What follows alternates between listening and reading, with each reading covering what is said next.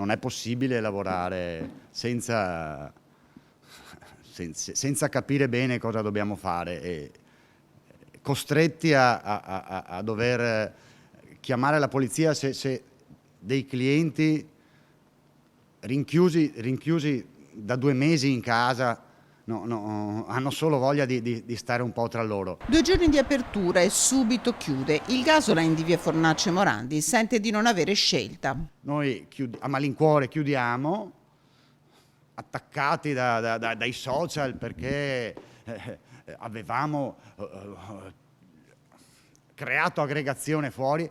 È stato un momento sarà durato 5 minuti forse, dove 40 persone, la foto non rende giustizia. In quel momento tutti avevano giù la mascherina, tutti stavano bevendo, tutti erano vicini, chissà quante foto hanno dovuto fare per trovare proprio quell'immagine. Vi siete divertiti? Bene.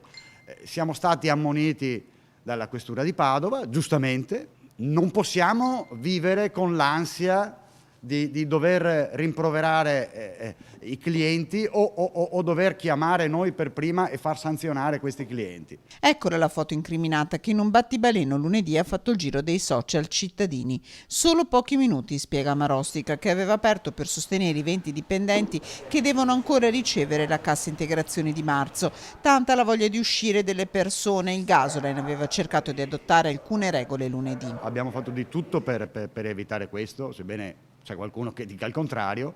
Abbiamo aperto anche un chiosco in un parco qua a 100 metri, dividendo la clientela.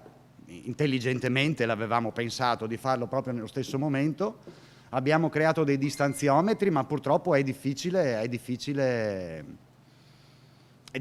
che una persona debba seguire tutte queste regole. Riapertura solo per asporto e consegna a domicilio per il Gasoline e solo a nuove condizioni. Se le persone non si comportano, non mantengono le distanze e non consumano nei pressi del locale, perché ci teniamo alla nostra licenza che ci è costata anni e anni di sacrificio. Se ancora ci saranno problemi di aggregazione, saremo i primi giustamente ad avvertire chi di dovere.